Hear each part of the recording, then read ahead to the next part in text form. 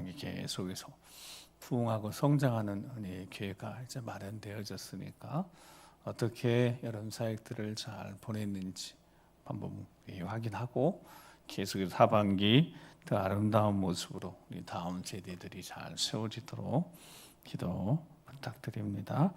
중보 기도 우리 대상자들 한 분 한 분을 기억하시면서 꼭 기도해 주시기 바랍니다. 이렇게 해서 이제 오늘 느헤미야가 다 마쳐지는데요. 느헤미야 오늘 제목처럼 유종임이 마무리를 잘 하는 사람, 이 사람이 봐도 기도의 사람이고 성령의 사람이었습니다. 느헤미야에서 이렇게 쭉 이제 마무리하면서 보면서 참 느헤미야에는 말에 힘이 있다. 그래서 보통 이럴 때 말에 권세가 있다 그럽니다.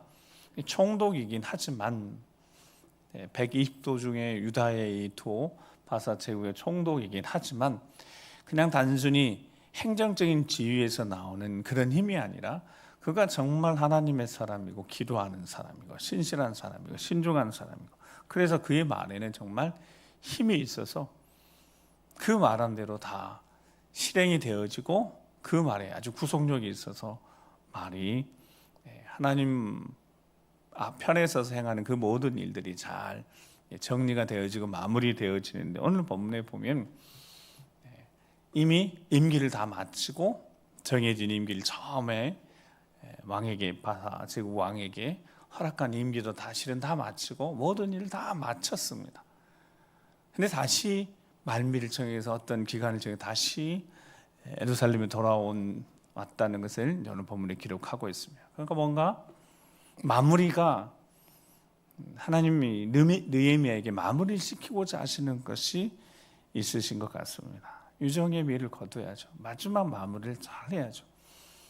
총독으로서 하나님이 자신을 세우셨다는 것에 대해서 감사하며 최선을 다해서 감당했는데 아직 뭔가 남아 있었던 거죠. 그것을 성경에 이렇게 보통 여러분 성경 보면 그 제목들을 붙여놨는데 제 성경에는 느헤미야의 개혁 그랬습니다. 개혁. 그냥 적당한 총독을 있을 때 자기 총독을 있을 때 그냥 별 무리 없이 문제 없이 그냥 지나가는 그런 차원이에요. 정말 느헤미야는 하나님 편에 서서 이 백성이 거룩해져야 되니까 그 일들 정말 감당했었는데 보면 1절 말씀을 같이 한번 보면 1절 말씀 같이 읽어보겠습니다. 시작. 그날 모세의 책을 낭독하여 백성에게 들렸으니 그 책에 기록하기를 암몬 사람과 모압 사람은 영원히 하나님의 총에 들어오지 못하리니. 아멘. 자, 6절 보면 그때는 내가 예루살렘에 있지 아니하였다 그랬으니까 예루살렘에 있는 동안에 1절 다시 보여주면 모세 책을 계속해서 낭독하는 일을 느헤미야가 멈추지 않았습니다. 이게 정말 중요한 겁니다. 그러니까 계속해서 하나님 말씀을 백성들이 듣도록 했습니다. 그래서 그날 모세의 책을 그날도 모세의 책을 율법을 계속 낭독할 레이사람 낭독함을 백성들이 듣고 있었는데 그 책의 낭독을 듣다가 마음에 딱 와닿는 그들이 하나님의 말씀을 듣는데 마음에 딱 멈추는 게 있어요. 마음에 와닿는 게 있었습니다. 그게 뭐냐면 하나님 모세 책의 신명기 이제 23장에 보면 하나님 정하신 게 있어서 그게 뭐냐면 암몬과 모압 사람은 영원히 하나님 총에 들어오지 못할 것이다. 거기 보면 10대뿐 아니라 영원히 하나님 총에 들어오지 못할 것이다. 하나님의 총에 하나님의 은혜 아래 그 은혜 안에 머물 수 없다. 그들은 왜냐하면 이유가 있을 거 아닙니까? 암몬 모압 사람들이 그렇게 하나님의 총에 들어오지 못한 이유가 있었는데 봤더니 총독으로 있을 때 이 무리 가운데 앞에 11장에 뭘 했다고 그랬어요? 예루살렘 성을 회복하려고 성벽 다 재건하고 성문까지 단 다음에 예루살렘 성에 거주한 사람이 없어요. 그러니까 지도자들 그다음에 자원하는 사람들 제비까지 뽑아서 성에 거주하게 했다고. 그래서 이 예루살렘 성을 회복시키려고. 근데 잘 모르는 게, 미처 깨닫지 못한 게 있었어요. 하나님 말씀 듣다가 깨달은 게 있었어요.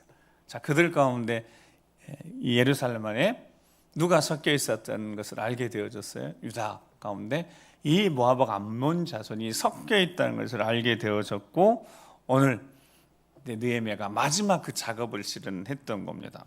자, 어떻게 작업을 했어요? 3절 보면 율법이, 백성이 율법을 듣고 그 섞인 무리를 어떻게 해요? 섞인 무리를 이스라엘 가운데서 모두 분리했어요. 자, 이게 실은 이제 느헤미야가 마지막 총독으로서 자기 마지막 사명이었습니다. 그러니까 봤더니 하나님의 말씀을 듣는데 하나님이 정하셨던 게 있다고. 절대로 모압, 암몬 이 사람들은 하나님 총에, 여호와 총에 들어오지 못할 것이라고 그렇게 못 박아 두셨다. 이 말씀을 딱 생각하면 실은 한 가지 떠오르는 게 있습니다. 어떤 게 떠올라야 되냐면 기브아 사람들이 있어요. 이 사람들은 여호수아 때, 여호수아가 지도자로 있을 때 어떻게 했냐면 가나안 땅을 점령하는 가운데 기억나시죠? 멀리서 온 것처럼 옷도 막 헤어진 옷 입고 빵도 곰팡이 이렇게 오래된 것처럼 이렇게 와서 우리가 당신에게 화친하러 왔다. 그래서 여호수아가 하나님 앞에 묻지 않고 화친해 버렸어요. 3일 만에 갔더니 그 사람들이 그 가나안 족속이라는 것을, 히위 족속이라는 걸 알게 되어졌죠. 근데 그들을 어떻게 삼았어요? 물 깃는 자, 장작 패는 자. 그러니까 성전을 섬기는 레위 사람들이 제사장 도하는 그 일들에 허드렛 일을 하는 사람. 그 사람들이 나중에 포로로 돌아오는데 그 사람들 통칭해서 느디님 사람들이라 그런다고요. 이 사람들은 총회에 당연히 들어오지 못할 사람들인데 총회에 들어와 있는 이들이 있었어요. 자, 포로로 잡혀가서도 제사장들이 제사장 직무를 행하지도 못하고 레위 사람들이 레위 사람 직무를 행하지도 못하는데도 그 사람들은 자신들의 사명, 자신들이 은혜를 입었잖아요. 하나님 백성이 아닌데, 총회에 들어오지도 못하는데, 자신들이 능력으로 자신들이 행한 어떤 자격을 얻을 수 있는 것이 아무것도 없는데 그들이 그렇게 하나님 앞에 은혜에 머물게 되어졌어요. 그들이 방법이 잘못됐지만, 속였지만, 여호수아가 하나님 앞에 기도했다면 어쩌면 하나님이 알게 해주셨을 것 같은데, 그들이 정복당해야 될 이들이었는데 그들이 그렇게라도 살고 싶어서 그렇게 살고 싶어서 속였는데 하나님 앞에 은혜를 입었어요. 곰곰이 생각해 봅니다. 그들이 왜 그렇게 했겠어요? 자신들 대해 뭔가 하려고 했을까요? 아니었을 것 같습니다. 자손들 생각하고 그랬을 것 같아요. 우리 부모 세대, 우리 할아버지 할머니 세대, 실은 어떤 결정을 하든 그 모든 결정에 늘 다음 세대에 대한 마음이 있으시잖아요. 늘 듣는 이야기. 70 먹은 할아버지가 이제 묘목을 심잖아요. 사과나무 묘목을 심는데 젊은이가 그거 어르신 왜 심냐고. 어르신은 그거 심어가지고 사과나무에서 열매조차도 못 얻으실 텐데. 그랬더니 그 할아버지가 뭐라고 그래요? 내 손주를 보고, 내 손주가 언젠가 이 사과나무에서 열매를 따 먹을 때 뭐라고 알고, 할아버지가 너를 위해서 심었다. 이게 그리스도인들에게 있어서, 신앙인들에 있어서 정말 중요한 거 아닙니까? 다음 세대, 다음 세대. 실은 우리가 눈으로 볼 수 있는 세대가 길면 4세대니까요. 손주 증손까지 보죠. 고손까지는 벌써 거의 없으니까 모르겠습니다. 이제 120, 150년 살면 그럴 수도 있을지 모르겠지만, 우리의 어떤 결정이든지 항상 그 결정은 우리 자신만 위한 결정일 수가 없습니다. 다음 세대를 염두에 두고 생각하고 결정을 하는 거죠. 자, 하나님은 총회에 들어가지 못하게 한 이들도 마찬가지예요. 그들이 그 당시 행한 일들도 잘못한 게 있어요. 그게 신명기 23장에 보면 그들이 총회에 들어오지 못한 이는 오늘 본문에도 나와 있죠. 좀 더 구체적으로 나와 있는 게 신명기 23장 4절에 보면 그들은 애굽에서 나올 때 어떻게 했다고요?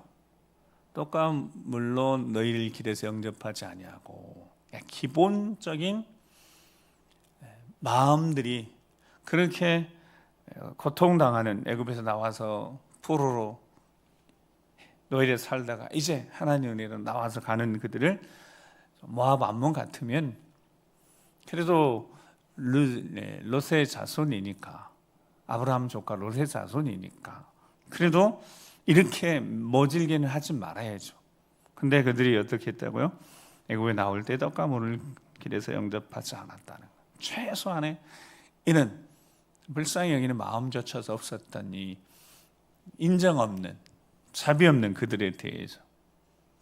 그리고 부올 사람 바알, 여기 보면 부돌 사람 부올의 발람이, 모압 왕 발람이, 이때는 자 애굽에서 나올 때니까 광야에서 처음 나올 때고, 뒤에 부올의 아들 발람은 언제냐면 40년 지난 다음에 다시 이제 가나안 땅에 돌아올 때입니다.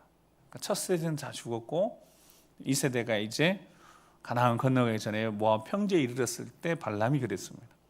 세대가 달라요. 한 40년 지난 다음에 그 발람은 저주를 하려고 모압 왕 발락이 이 발람을 불러가지고 저주를 해달라고 했거든요. 근데 하나님 허락지 않으셨어요. 그래서 이 모압 왕 발락이 저주를 하려고 불렀던 발람이 입을 하나님 막으셨으니까 이 민족은 내가 복주 민족인데 저주할 수 없다는 거예요. 그래서 허락지 않으셨는데 결국 이 발람이 돈 때문에 어떻게 해야지 저 이스라엘을 하나님께 진노를 받게 하는 방법을 알려주고 떠나버립니다. 그래서 바알볼에게 가담했다가 그 여인들, 모압 여인들하고 같이 제사를 드리며 거기에 가담했다가 24,000명이 전염병에 죽습니다. 그 사건 때 이야기한 겁니다. 그러니까 하나님의 백성들에게 첫 번째는 기본적인, 하나님 택하신 이스라엘 백성들의 기본적인 섬김, 불쌍히 여김조차도 없었던 그들, 그리고 나중에 40년을 광야를 거치면서 겨우겨우 이제 하나님의 은혜 가운데 돌보심 받아서 이제 가나안 땅에 들어가야 되는 그들이 24,000명을 죽게 했었던, 뇌물 받고 그 발람이 행했던 그 일들, 발락이, 이 모압이 그렇게 해서 모압 여인들과 음행해서 24,000명이 죽었으니까요. 그러니까 하나님이 그들은 절대로 총에 들어오지 못할 것이다 라고 하나님 정하셨다고. 자, 그렇게 하신 이유가 있으신, 하나님도 멀리 보시겠죠. 여러분, 하나님은 끝까지 보실 테니까요. 그러니까 그들을 총에 들어오지 못한 한 이유가 있어요.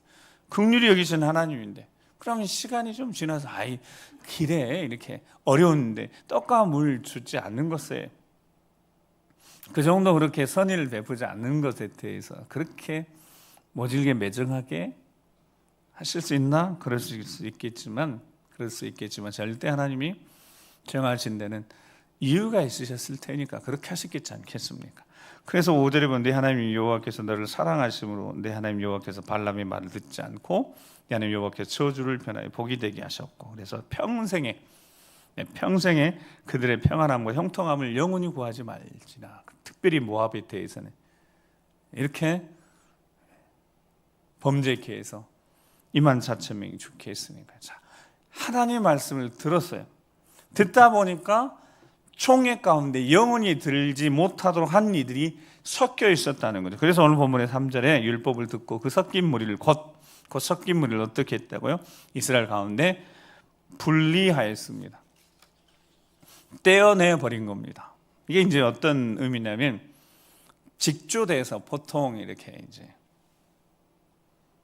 천을 만들 때 하나의 재질로 하지 않고 섞어서 직조를 할 거 아닙니까? 그러니까 요즘 보면 순모에다가 섞는 거죠. 순모에 이제 순모하지 않고 얼마를 덜어내고 폴리를 섞든지 그런 식으로. 그래서 이제 옷이 예전 같으면 순모 입고 또 가장 질 좋은 실크도 있겠지만 그거에 때는 섞는 거예요. 근데 하나님은 레위기 보면 그렇게 섞지 말라 그래. 직조 그렇게 하지 말라 그러셨거든요.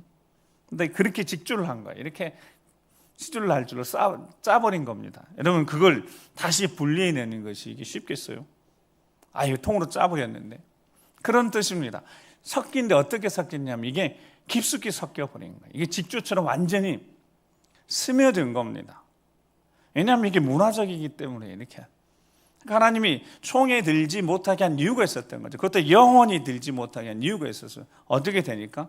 섞여서 물들어서 마치 직조처럼 완전히 짜져버렸으니까. 근데 그걸 분리해내기 쉽지 않아요. 그런데 그거를 모두 어떻게 했다고요? 떼어낸 겁니다. 잡아서 다 뜯어버리는 것처럼 그렇게 했다는 거예요. 누가 그렇게 했다고요? 느헤미야가 자신의 마지막 사명인 줄 알고 하나님 말씀 듣다가, 모세 율법을 듣다가 깨달았다고요. 우리 안에 누가 있다? 섞이면 안 된 이들이 있다는 것을 알게 되어졌습니다. 자, 그들에게 영향을 받고 있다는 것을 알게 되어졌습니다. 그래서 그들이 하나님 앞에 제대로 예배하지 않고 있다는 것을 알게 되어졌어요. 그래서 그들을 분리했어요. 절대로 그대로 두면 안 된다는 거. 그러니까 느헤미야는 하나님의 사람이고 기도의 사람이고 성령의 사람이라 하는 것은 하나님 말씀 듣고 그대로 행하는 거예요. 그러니까 그의 말에 능력이 있는 거죠. 권세가 있는 거죠. 하나님 말씀하신 대로 느헤미야는 했던 사람입니다. 자, 포로기 1차, 2차, 3차 귀환하면서 첫 번째 지도자는 스룹바벨이 다윗의 왕의 혈통입니다. 에스라는 제사장이고 제사장의 학사이고 성경에 대해서 하나님 말씀에 대해서 아주 익숙한 사람이고, 그런데 세 번째 느헤미야는 보면 혈통 자체가 이 두 앞에 있는 지도자하고 비교할 수가 없어요. 혈통 자체가 확인이 잘 안 돼요. 그런데 한 가지 확실한 건 세상적으로 성공했었다고요. 그가 바사 제국 왕에게 인정을 받았으니까.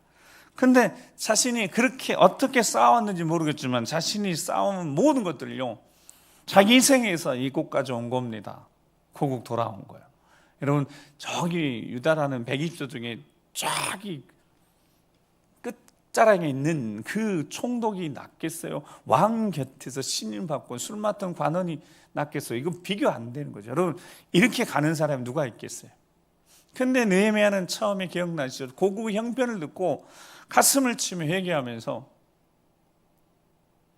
금식하면서 4개월 동안 기도하다가 이제 그 일 하나님이 허락하시니까 은혜를 입어서 성명 재건했잖아요. 성문까지 다 달았잖아요. 그래서 봉헌식까지 다 했어요. 자, 예루살렘 성 회복하려고 다 그 성에 거주하는 자들 다 다시 거주하도록 해서 했어요. 그런데 이제 보니까 여기에 섞여 있어는 안 될 일이 있는 거예요. 그 작업까지 분리까지 다 했습니다. 그러니까 저게 마지막 작업이었어요. 백성들도 이 느헤미야가 하는 말에 권세가 있으니까 그대로 다 분리해낸 거예요. 쉽지 않았지만 잡아 다 뗐습니다. 잡아 뜯어내는 그런 심정으로 다 분리해서 쫓아낸 거죠. 민수기 11장에 보면 이 이스라엘 백성들 안에 11장 4절 보면, 민수기 11장 4절 보면 그들 중에 섞여 사는 다른 인종이 탐욕을 품음에 이스라엘 자손도 다시 울며 이르되 누가 우리에게 고기를 주어 먹게 하랴라는 장면이 나와요. 민수기 11장에 보면 이 이스라엘 백성들이 악한 말로 하나님 원망합니다. 출애굽 1세대들이 이렇게 가다가 하나님 원망하는 거예요. 그것도 악한 말로. 그때 하나님이 불을 그 진영에 보내서 막 불이 사르는 그때 백성이 모세에게 부르짖으니까 하나님이 모세의 기도를 들으시고 그 불을 끄셨어요. 그곳을 다베라라 그렇게 이제 하는데 불렀는데, 근데 4절 보면 그들 중에 어떤 이들이 있었다고요? 섞여 사는 다른 인종들이 있었어요. 여러분, 이 섞여 사는 다른 인종이 누구겠어요? 출애굽할 때 따라 나온 이들이었어요. 이 섞여 사는 다른 인종들이 탐욕을 품었어요. 그랬더니 이스라엘 자손이 금방 어떻게 했다고요? 하나님 악한 말로 원망하다가 진영 끝에 여호와의 불이 해서 그들이 막 타 죽는 일이 생겨서 그들이 회개하고 뉘우치고 모세가 기도해서 겨우 그 불이 꺼졌는데, 여러분, 그 시간 얼마 되지도 않았는데 섞여 사는 그들이 탐욕을 품고 먹을 것이 없다는 거예요. 우리도 고기 좀 먹게 해달라는 이런 불평들, 먹을 거 불평하니까 이스라엘 자손들 다시 울면서 어떻게 됐다고? 우리에게도 고기를 주어 먹게 하라고 그들이 영향을 받았습니다. 자, 그래서 섞여 사는 이들이, 단순히 섞여 사는 이들이 그냥 섞여 살아서 무슨 그렇게 큰 문제가 있을 것인가? 아니요, 하나님은 처음부터 하나님 백성들을 철저하게 구분하셨습니다. 그리고 그들에게 율법을 주셨고 그들이 하나님 백성답게 살아갈 수 있도록 정하신 질서가 있었고, 제사장 세우셨고 레위자손 세우셨고 제사법을 하나님이 친히 정하셔서 그렇게 살아가도록 만드셨습니다. 왜 그렇게 하라고요?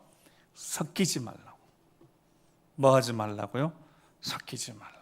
섞이면 문제가 생기니까, 결국 그게 올무가 되고 덫이 되니까, 옆구리에 가시가 되고, 그게 하나님 말씀. 처음부터 가나안 땅에 들어가기 전부터 하나님 계속 말씀하셨습니다.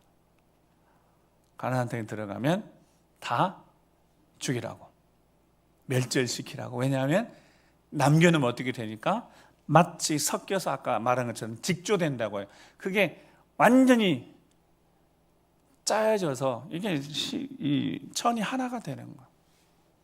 그러면 결국 어떻게 되겠어요? 이스라엘 백성들이 망하는 거죠. 망할 이들이야 망하는 거고, 사탄이 그러니까 탐욕, 욕심 얼마나 틈타게 좋겠어요, 여러분. 근데 섞여서 하는 사람들이 탐욕을 품고 부추기니까 그들도 금방 거기에 동조돼서 우리도 고기 달라고 하는 겁니다. 그러니까 처음부터 아예 총에 들이지 말라고 한 이들이 있었겠지 않겠습니까? 하나님의 이유가 있었겠죠. 아니, 하나님이 사랑의 하나님이신데 그 품으면 되지. 그리고 롯의 자손들이고 품만 하니까, 아브라함 조카들이고 혈통리로 생각하면 그 품을만 한데, 아니요, 하나님 품지 말라는 거. 이유가 있으시겠죠. 하나님 정확하시니까. 탐욕은, 그 욕심은 이게 전염병처럼 또 강력해요. 여러분, 누가 손해보고 싶겠어요? 손해보고 싶은 사람 아무도 없습니다. 그냥 자신이 손해보는데 자신의 것이, 보세요, 자신의 것이 진짜 손해볼 수도 있어요. 근데 상대적으로 박탈감, 손해감을 느끼는 것도 있죠. 왜냐하면 나는 가만히 있는데 남들은 수단과 방법을 가리지 않고 잘 될 때 그건 상대적으로 박탈감 느끼는 거, 손해보는 것처럼 느껴지는 거. 나중에 이제 우리 안식일 주일에 대한 이야기는 좀 이따 해보겠지만, 목회하면서 제일 어려운 것 중에 하나는 그겁니다. 사업하시는 분들 주일날 이렇게 이 주일에 대한 부분들 쉽지 않은 거죠. 왜 그러냐면 실제적인 손해도 손해일 수 있지만 그게 이제 느껴지는 게 있는 거죠. 좀 더 나누도록 하고요. 이렇게 해서 마무리를 잘 했어요. 느헤미야가 할 일 다 한 겁니다. 마무리 다 되는 줄 알았어요.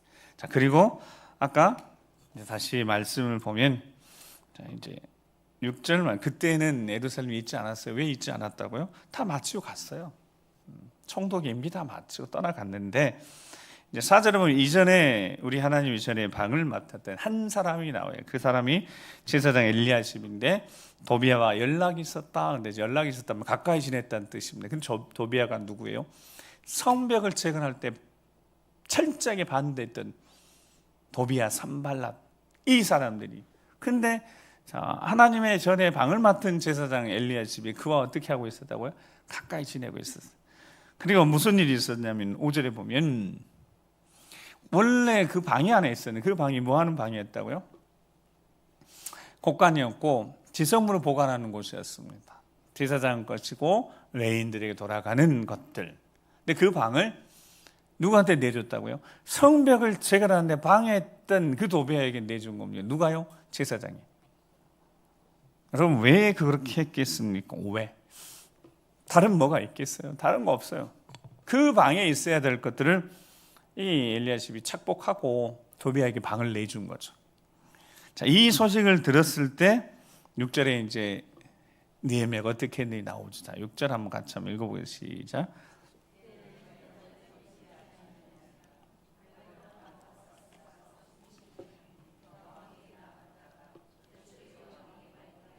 네. 자, 이 소식을 들었어요. 자, 마무리 다 하고 왔는데, 총독인이 다 마치고 할 일 다 했는데 제사장이, 거룩해야 될 제사장이 어쩌면 임기를 다 마치고 갔으니까요, 거기 제사장도 있고 뭐 후임 정치적 어떤 행정가도 있을 것이고 그거 다 맡겨 놓아도 될 것 같아요. 자기 일은 다 했으니까. 근데 다시 느헤미야가 마음이 그게 아닌 거예요. 그래서 왕에게 나아가서 며칠 다시 좀 기한을 달라고 하고 예루살렘에 돌아와서 그가 하는 일 마지막 마무리, 그 작업까지 이제 13절에 되어 있는 겁니다. 그 작업을 보면서 우리 신앙을 이제 우리 점검해야 되는 부분이 있는 거죠. 이 도비아하고 엘리야십하고 한 행동을 보니까 얼마나 거룩한 분노가 일었든지 곧장 달려와서 작업을 합니다. 마무리 작업하는 거예요. 자, 섞여 사는 무리 때문에 가져온 결과라는 의미입니다. 섞여 사는 이들이, 어떤 이들이 세상의 욕심, 하나님을 신뢰하거나 믿는 사람이 아니라 세상의 욕심을 가지고 있는 사람들은 수단과 방법을 여러분 마음대로 하는 거예요. 모든 수단과 방법을 강구하는 사람들이니까. 어떻게 했겠어요? 여러분, 이 과정 속에 어떤 일이 있겠어요? 둘이 가까이 지내는데 이 도비아하고 엘리야십하고 가까이 하면 안 되는 사람이, 도비아가 뭘 했겠어요? 뇌물을 썼겠죠. 도비아, 산발랏 이 사람들이 뇌물을 사용하는 사람들, 막으려고, 하나님 막으려고 그렇게 했던 사람들이 그 사람들인데 뇌물이 통한 거죠. 그래서 하나님이 성전에 들어와 있는 그런 것들을 제거하는 일들 느헤미야가 다시 시작하는 겁니다. 그리고 제자리에 돌려놓습니다. 개혁이라는 것, 신앙생활에 있어서 자기 점검, 요즘 제가 계속 표현한 신앙의 점검, 제일 중요한 것이 제거돼야 될 것들은 제거돼야 돼요. 도려내야 될 건 도려내고 그 다음에 있어야 될 것 제자리에 와 있어야죠. 하나님의 느헤미야를 다시 부르신 이유가 있었던 겁니다. 그거 마무리하라고 다시 부르신 겁니다.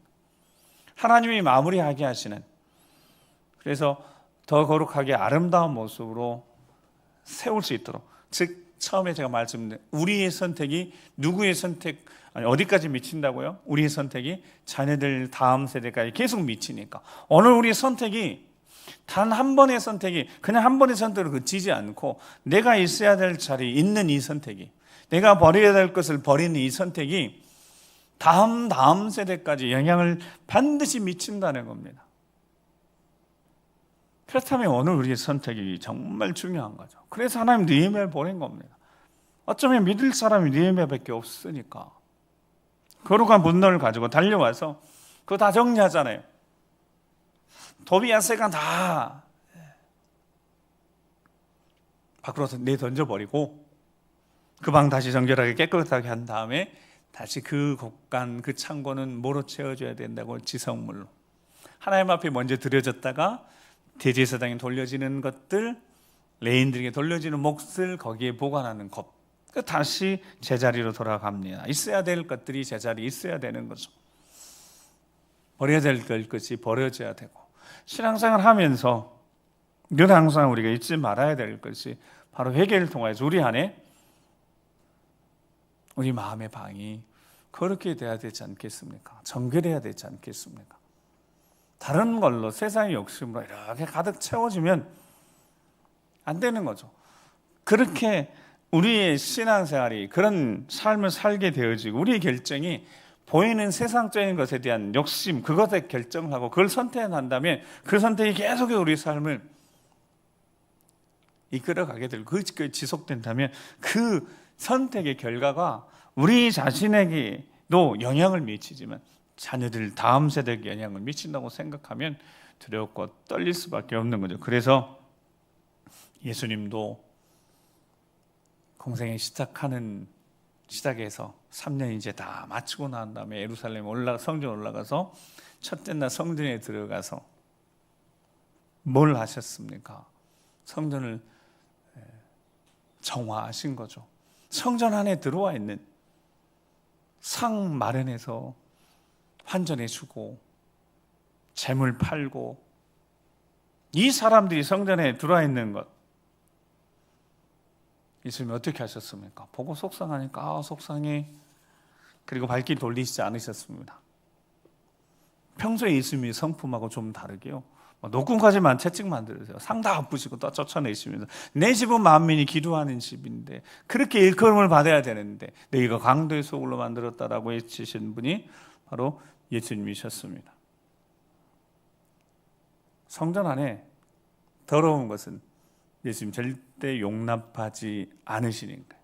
그거 다 쫓아내버려요. 그래서 내 집은 기도하는 집이니까 거룩한 하나님을 만나는 집이니까 누구든지 거룩하신 하나님을 만나는 곳, 그 성전이 거룩해야 되니까 깨끗해야 되니까 청결해야 되니까 자, 그 마음을 성령 하나님 느헤미야에게 주셨어요. 그래서 그 일이 행해진 것도 보고 다 세간 다 내어버리고 거기에 다시 있어야 될 것으로 채우는 이 사명을 느헤미야가 지금 감당하고 있습니다. 신앙생활이 정말 중요한 거죠.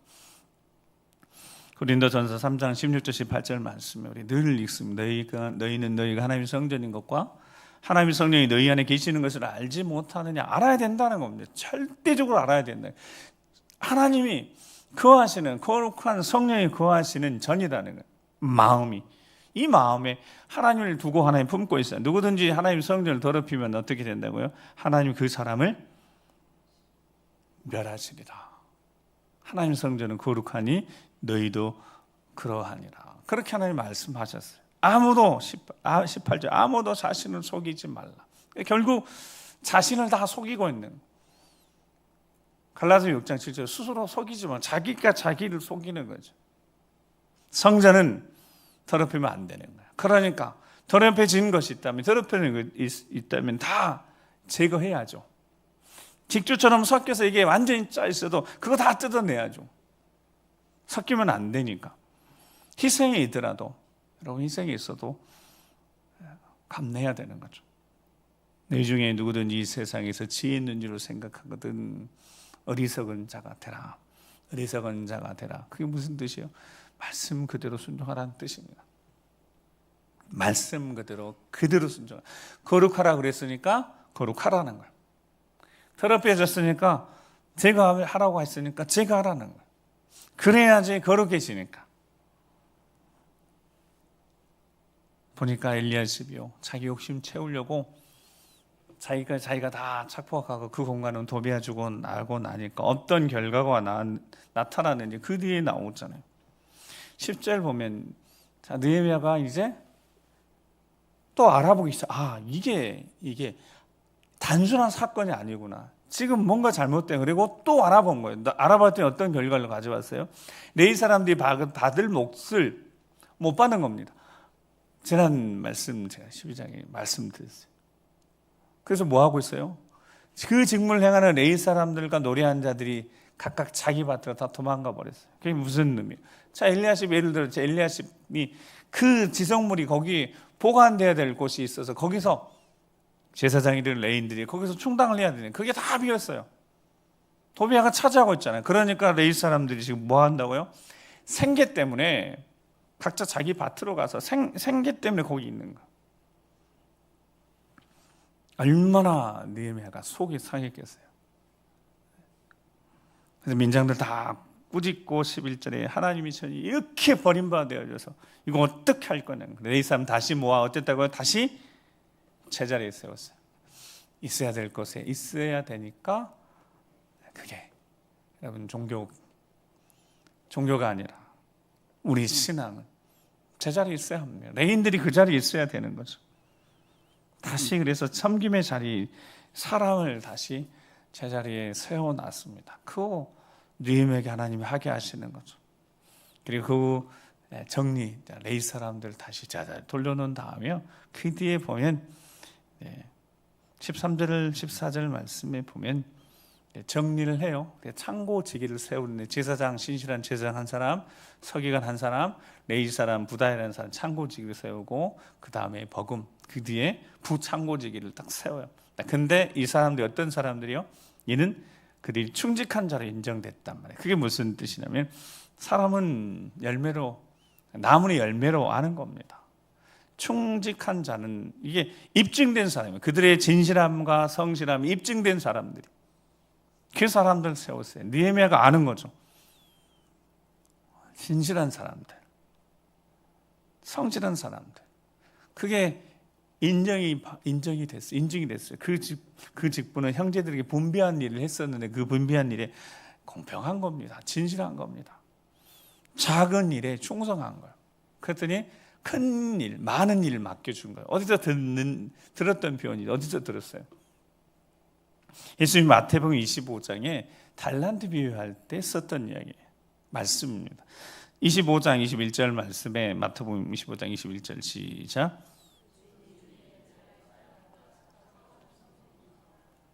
너희는 충성하였음에 내가 많은 것을 내게 맡기리니 내 주인의 즐거움에 참여할지어다 하고.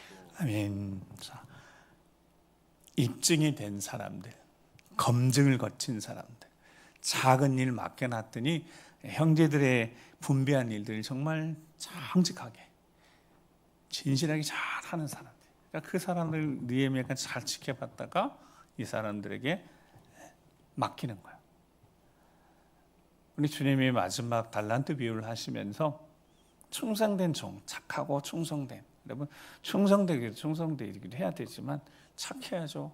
충성된 사람이 방향이 잘못되면 정말 위험할 수도 있는 거고. 그러니까 착하면서 충성돼야 돼. 그런 이들, 그렇게 작은 일에, 적은 일에 충성한 자들에게 적은 일 충성하니까 더 많은 것으로 맡겨 주시잖아요.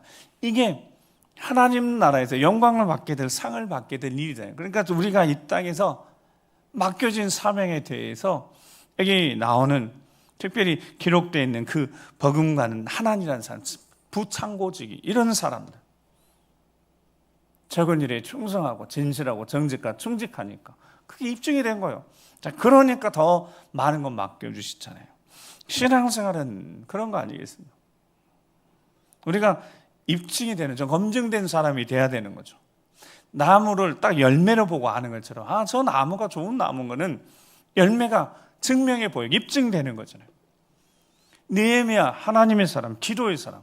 느헤미야가 선택한 사람은 다른 거예요. 지켜봤으니까. 느헤미야 자신이 그렇게 하나님 앞에 정직하고 진실한 사람이었으니까. 자기가 그 바사 제국의 술 맡은 관원이 되는 과정에 그 모든 과정을 여기 다 설명해내고 있는 거예요. 작은 일들, 적은 일들 충성했더니 많은 것 맡아서 그렇게 하나님이 나를 세우셨다는 걸 느헤미야가 믿음으로 고백하는 겁니다. 그래서 선택하는 사람들이 충성된, 충직된 사람들이.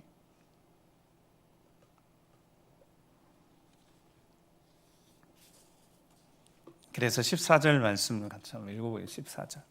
오늘 본문 14절 말씀입니다. 시작. 네 하나님이여, 이 일로 말미암아 나를 기억하옵소서. 네 하나님 전과 그 모든 직무를 위하여 내가 향한 선한 일을 도말하지 마옵소서. 아멘. 느헤미야서는 자기 회고록적으로 써놨기 때문에, 자, 이 사건이 이미 소위 마치고 갔다가 행해지고 있는 악한 일 듣고 다시 왔다고 그랬잖아요. 그리고 마무리를 하는데, 이거 마무리하면서 나를 기억해 주시라고, 내가 하나님의 전과 이 모든 직무를 정리하고 정돈하고 바로 잡아놓은 일들을 뭐 해달라고요? 기억해 주시라고요. 왜 기억해 달라고 그랬겠어요? 뭐 더 그가 원하고 바라는 세상적인 성공, 출세 없습니다. 끝에 갔어요. 여러분, 느헤미야는 세상의 성공의 끝에 갔습니다. 뭘 더 바라겠어요? 물질, 뭐 명예 없어요. 근데 바로 잡아놓은 거, 그거 하나님, 내가 헌신하고 여기까지 달려와서 하나님 맡겨진 사명 감당했는데 그거 도말하지 마시고 계속해서 이렇게 하나님의 신실한 사람들이, 믿음직한 사람들이 하나님의 일들을 감당하고 하나님의 나라를 세워가고, 이 신실한 사람들이 계속 인정받는 이런 영적인 바로 세움이 계속해서 하나님 선한 일이 도말하지 말도록 그렇게 기도할 수밖에 없는 거죠. 느헤미야가 그렇게 기도하는 겁니다. 왜냐하면 우리 부모님, 여기 계신 할아버지, 할머니 세대, 부모님 세대가 바르고 정직하게 진실하게 살아서 그렇게 기도해야 되는 거예요. 하나님, 내가 헌신해서 세우는 하나님의 거룩한 일들이, 바른 일들이 다음 세대 이어지면 그게 계속 지켜져야죠. 충성된 사람들이 하나님의 일을 감당하고 주의 몸된 교회를 잘 섬겨가고 선한 일들이 무너지면 안 되는 거죠. 그래서 오늘 선택, 우리의 선택이 정말 중요하다는 거예요. 이 선택 하나 잘못하면 그게 영향이 갈 수 있으니까요. 다음 세대.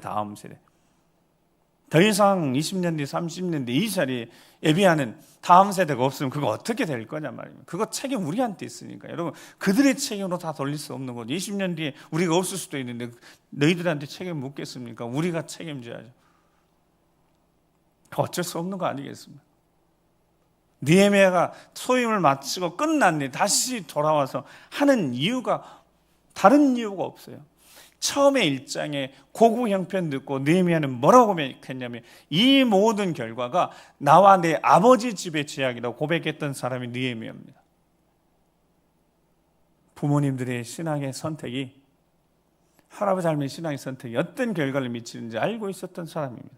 즉 자신이 여기까지 올라온 것은 하나님 은혜이고 부모님 그 조상들이 하나님 앞에 정직하고 진실했기 때문에 그 뒤에 나오는 이야기 속에 그게 풀려지는, 그게 안식일에 대한 이야기입니다. 또 알아봤더니 안식일이 거룩하게 지켜지지 않는 거예요. 어떤 유다 사람들이 안식일에 제조도 하고 판매하는 것을 봅니다. 16절을 보실래요? 오늘 보면 16절을 보시면 또 두로 사람이 나와요. 이게 무슨 뜻이냐면 어떤 유다 사람들이 절대로 유다 사람 안식일에 제조도 하면 안 되고 판매도 하는 것을 압니다. 모르는 바가 아니에요. 절대 그러면 안 되는 거예요. 안식일은 거룩하게 지켜야 되는 거예요. 근데 거기에 누가 섞여 살아요? 두로 사람이 있는 거예요. 두로는 당시 도시국가로 항구예요. 정말 잘 부유한 도시국가입니다. 이 사람이 왔어요. 아까 제가 말 손해를 보는데, 자, 나는 안식일에 만들지도 않고 제조도 하지 않고 판매도 안 해요. 근데 이 두로 사람 보니까 물건을 만들어서 안식일에 판매하는 거예요. 자, 이게 나한테 손해 아니에요? 손해 아닌 거예요. 원래 손해 아니죠. 나는 안식일에 쉬니까 뭐 혹시 장사를 하는 사람이면 손해 나는 게 아니에요. 근데 두로 사람이 안식일에 장사를 하니까 뭐 어떻게 느껴진 거예요? 손해 나는 것처럼 생각이 된 거죠. 왜냐면 나는 지금 쉬고 있는데. 그러니까 유다 사람이 장사를 한 겁니다. 깜짝 놀란 거죠. 느헤미야가. 안식을 이렇게 거룩하게 지켜서는 안 된다는 거예요. 우리 조상들이 그 하나님을 존중하지 않고 예배 제대로 드리지 않고 안식일을 거룩하게 지키지 않아 우리 저주받고 진노받아 이렇게 무너졌는데 또 다시 이렇게 하는 것에 대해서 느헤미야가 절대 포기하지 않는 거예요. 그래서 바로 잡는 장면이 오늘 본문에 나옵니다. 그 생각이 들어요. 느헤미야가 고백하면 꼭 이렇게 고백했을 것 같습니다. 내가 아무런 배경도 없고 아무것도 없었지만 내가 여기까지 와서 바벨론 지나 페르시아 제국을 지나면서 차신대 조상들이 인정받아서 내가 술 맡은 책임 관원이 된 것은 적어도 조상들이 하나님 앞에 다른 건 몰라도 안식일 거룩하게 지키며 하나님을 예배하고 하나님을 공경하고 하나님을 경외하는 믿음이 있었기 때문이라는 확신이 있었습니다. 그러니까 안식일 행해지는 일들 보고 참을 수가 없었습니다. 정리한 거죠. 성문 레위인이 지키게 해서 안식일 전날 밤에 아예 문 닫고 안식일에 다 지나니까 문 열지 말라는 거예요. 안식일에 들어와서 장사하지도 말고. 보니까 성문 안에, 성문 밖에서 자는 이들이 있는 거예요. 기다리고 있는 이들이 있는 거예요. 왜냐하면 안식일에 문 열리면 장사로 들어가. 그들을 다치는 그렇게 하면 가둘 것이다 해서 쫓아내고. 느헤미야 이렇게 제가 13장을 보면서요. 느헤미야의 신앙생활이 정말 이 마지막 시대에 우리에게 꼭 필요한 것이 절절히 느껴지더라고요. 점검 제대로 하지 않으면 우리의 선택이, 우리 방향이 잘못 선택되어지면 이게 결과 돌이킬 수 없으니까. 그 섞여 사는 두로 사람들이 그 행위를 보고 손해 나는 것처럼 생각이 되니까 안식일을 범하게 되는 거예요. 하나님이 이해하겠지요. 뭐 적당히 남들도 하는데. 그래 로마서 12장 2절에 제가 늘 말씀드리죠. 너는 이 세대를 본받지 말고 이 세대를 본받지 말라는 뜻이 무슨 말씀? 남들이 하니까 나도 여러분 남들이 하는 거하고 무슨 상관이에요? 내가 아니면 아닌 거죠. 남들이 하는 거야 하라고 하고 나는 내 믿음 지키는 거고 내가 아니면 아닌 거고 오직 마음을 새롭게 하나님 선하시고 기뻐하고 온전한 뜻이 무엇인지 알면 그 길을 가는 겁니다. 끝까지 손해가 나도. 느헤미야는 손해를 감수하고 희생을 감수하고 다시 오잖아요. 그게 신앙생활 아니겠습니까? 이 시대를 본받지 말고 이 세대를 본받. 이 세대가 어떤 세대인지 악한 세대인데 결과를 중요한 세대가 됐어요. 과정은 중요하지 않고. 근데 우리는 결과보다 과정이 훨씬 중요한 겁니다. 왜냐하면 주님과 동행하는 거룩한 삶을 사는 이들이니까. 안식일을 지키는 목적이 다른 게 아니에요. 안식일을 잘 지켜서 복받기 위해, 죄를 잘 지켜 복받기 위해서가 아니라 받은 은혜에 대해서 우리가 해야 될 일을 하는 것뿐입니다. 성도 여러분, 시간이 계속 갔어도 날이 새서라도 여러분 드려야 될 말씀 드려야 되지 않겠습니까? 아멘? 네, 끝내도록 하죠. 반응이. 자, 은혜는 지킬 수 있을 때 지키는 거고 받을 수 있을 때 받아야 되는 거고 그렇지 않습니까? 그리고 받은 은혜를 정말 지켜가는 것이 정말 중요하다면 어떻게 지켜야 될 것인지 오늘 느헤미야가 우리에게 마지막 말씀하면서요. 마지막 보니까 유다 사람들이요. 총에 절대 들어오지 못한 이방 여인들 아내로 맞이했던 사실을 알게 되어졌습니다. 그래서 마지막 그 작업합니다. 거기 말씀 보면 중요한 거기 기록이 있어요. 자, 23절 24절 보면 내가 또 본즉 또 알아본 거예요. 정말 이렇게 끝나는 건가? 안식일만 범하고 있는 거 그랬더니 아니 결정적으로 어떤 일을 하고 있었다고요? 아스돗은 블레셋 아스돗 암몬 여인 아내를 맞이하며 살았어요. 자, 그 결과가 어떤 결과나 24절이에요. 자, 마지막에 읽기 시작. 그들의 자녀가 아스돗 방언 절반쯤을 하여 유다 방언은 못하니 그 하는 말이 각 족속의 방언이므로. 아멘. 자, 이게 영적으로 얼마나 심각한 거예요. 세상적인 말을 하는데 세상적인 말이야 뭐 학교 다니고 뭐 성장한 말 다. 근데 그들이 뭐가 없어요? 영적인 언어가 없는 겁니다. 여러분 이게 심각한 거잖아요. 느헤미야를 하나님 마지막 마무리 이렇게 하게 하신 이유가 있었어요. 다시 보내신 이유가 있었어요. 이방 여인을 아내로 맞아. 그 뒤에 이제 솔로몬 이야기도 하고 다시 거룩하게 하는데 그냥 유다 방언을 못하는 게 아니라 영적인 언어가 사라져버린 겁니다. 육적인 언어만 가득한 거예요. 세상 방언은 절반쯤 하고 자녀들이 보니까 저기 비율로 치면 예를 들어 절반쯤 한다고 생각하면 돼요. 근데 세상 언어는 그렇게 하지만 유다 방언은 아예 못해요. 영적인 언어가 없어요. 하나님이 없는 겁니다. 예배가 없는 거고 예수 그리스도가 없는 거고 그냥 세상만 있는 거예요. 세상의 성공. 가만히 들여다보십시오. 요즘 다음 세대 자녀들이 도대체 그들의 입술에 뭐가 있는지. 세상에 성공밖에 없어요. 세상에 성공밖에 없어요. 여러분 그러니까 중학생들에게 제일 첫 번째 그게 돈이라고요. 돈 있으면 다 된다는 그거 누가 가르쳐줬는지 너무 잘하는 거죠. 다시 거룩하게, 다시 새롭게, 다시 정결하게 우리가 바로 서고 방법이 없으니까 우리가 다시 서고 우리 언어 바꾸고 우리도 모르는 사이에 죄송합니다. 커피숍 가면 딱 보면 권사님들이에요. 왜냐하면 다 권사님하고 막 목사님 막 교회 이야기하고 근데 그 이야기가 거의 다 세상적인 거예요. 물론 뭐 커피숍에서 굳이 막 은혜 받던 이야기를 하실 이유는 뭐 없을 수도 있겠지만 그 언어 속에 은혜가 있어야 되지 않겠습니까? 은혜로 충만해야 되지 않겠습니까? 하나님의 말씀이 우리 마음속에 조금이라도 마음의 문을 놓고 있다면 오늘 우리가 다시 한번 결단했으면 좋겠습니다. 새로운 마음으로 새롭게 출발했으면 좋겠습니다. 그렇게 하나님이 우리에게 주시는 은혜의 말씀을 붙들고 다시 거룩하게 다시 정결하게 그래서 우리 주 예수 그리스도 이름이 존귀케 되어야지 우리 삶이 됐으면 정말 좋겠습니다.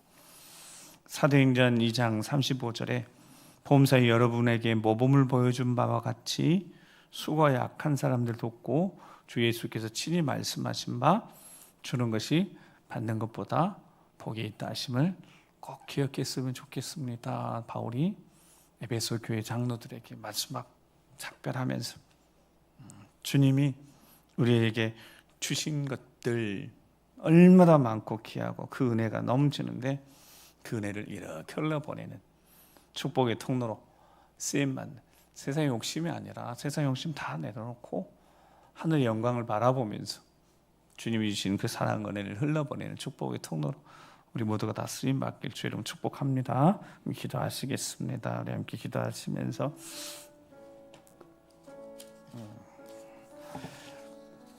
우리 자녀들 생각하고 다음 세대, 그 우리 손주 세대를 생각하면 오늘 말씀드린 것처럼 오늘 우리의 결정과 오늘 우리의 선택이 그들에게 절대적 영향을 미치고 실제적인 영향을 미치니까요.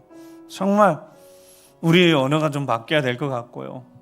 우리 삶이 좀 더 바뀌어야 될 것 같고 더 집중하며 우리가 기도하면서 하나님 말씀을 우리 심령이 먼저 더 채워지고, 그래서 하나님 말씀이 나누어지고 진리의 말씀이 선포되어지고 가정 안에서부터 영적인 권세가 더 강해서 느헤미야처럼 그들의 말에 입술에 권세가 있었다고 그러니까 우리 할아버지 할머니 말에 권세가 있어야 되고 부모님 말에 권세가 있어요. 영적인 권세, 권위가 있어야 되니까 주여 우리 믿음의 가정을 새롭게 하시고 영적으로 바로 세우시고 주의 몸된 교회 하나님 말씀과 기도로 하나님이 기뻐하시는 아름다움으로 굳건히 세워지고 믿음의 가정 주의 몸된 교회가 더욱더 거룩하게 세워져서 이 마지막 시대 하나님 들어쓰시는 의의 도구로 우리 믿음의 가정 쓰임받고 다음 시대 잘 살려낼 수 있도록 주여 도와주시라고, 주여 우리를 사용해 주시라고, 다시 새롭게 우리 점검되어진 시간 될 수 있도록 인도해 주시라고 주여 한번 우리 기도하겠습니다.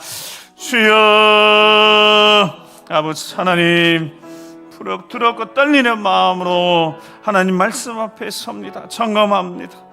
아버지 하나님, 느헤미야를 보내셔서 다시 마지막 마무리 잘하게 하신 것처럼 우리 한번 점검하면서 언젠가 우리도 인생 마지막 아버지 점검할 때가 될 터인데 착하고 충성된 종들에게 인정받고 적은 것들 충성하여 더 많은 것을 맡겨주셔서 그 일들에 대해서 착하고 충성된 종들은 최선을 다하며 칭찬하는 모두가 되길 소망하니 우리 예수님과 수고와 노력과 땀이 우리 사랑하는 자녀 손들에게 아름다운 열매가 맺어져서 세상을 이기는 거룩한 세대가 세상을 본받지 않고 하나님 기뻐하시고 온전한 그 선한 뜻을 잘 받들어 순종하며 거룩한 예배자로서 승리의 삶을 사는 거룩한 세대를 세우기를 간절히 소망하오니 주여 붙잡아 주시옵소서. 성령으로 충만케 해주시옵소서. 한 영혼 한 영을 붙잡아 주시옵시고 거룩한 세대, 믿음의 세대, 능력의 세대, 기적의 세대로 세워주셔서 세상을 이기는 거룩한 세대가 될 수 있도록 아버지 도와주셔서 우리 믿음의 가정 주의 몸된 게 더욱더 아름다운 모습 든든히 세워질 수 있도록 주님 도와주시옵소서. 주시옵소서. 거룩하신 아버지 하나님 감사합니다.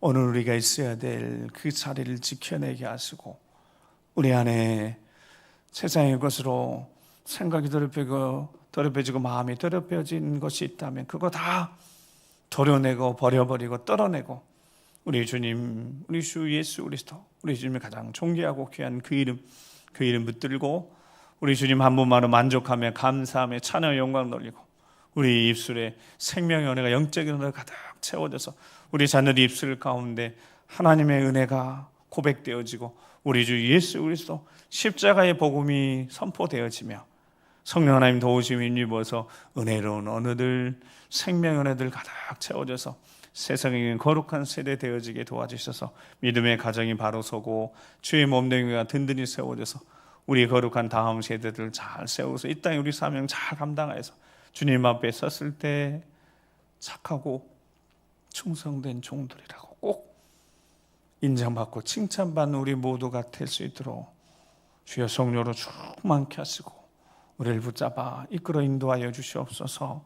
할아버지 할머니, 우리 부모님들이 일평생 헌신하고 수고하고 땀 흘려 희생한 그 수고가 결코 떼지 않고 우리 자녀들 다음 세대 아름답게 열매 맺어져서 우리 할아버지 할머니 부모님들이 틀리지 않았고 정말 바른 길 걸으셨고 우리에게 좋은 믿음의 스승이었다고 그렇게 고백하며 하는 배 영광 돌리는 그날을 생각하며 그날을 기억해 보며 우리가 바른 길 진리의 길 제대로 걸어갈 수 있도록 주여 붙드시기 인도하여 주시옵소서. 남은 한 주간도 주님과 동행하는 승리의 한 주간 되게 하실 것을 믿고 감사드리며 이제는 우리 구주 예수 그리스도 십자가의 구원의 은혜와 아버지 하나님 그 크고 놀라우신 사랑하심과 성령 하나님의 감동과 역사 교통하심이 언젠가 주님 앞에 섰을 때 영적으로 아름다운 유종위를 거두고자 다시 한번 믿음을 결단하고 새롭게 출발하는 모든 심령들 위해 믿음의 가정과 사랑하는 자녀 손들 위해 주의 몸된 교회와 우리 어린 세대부터 시작해 어린 생명일까지 모든 우리의 세대 남은 인생 위에 이 민족이 지금부터 영원토록 함께 하시옵시기를 간절히 축원하옵나이다. 아멘.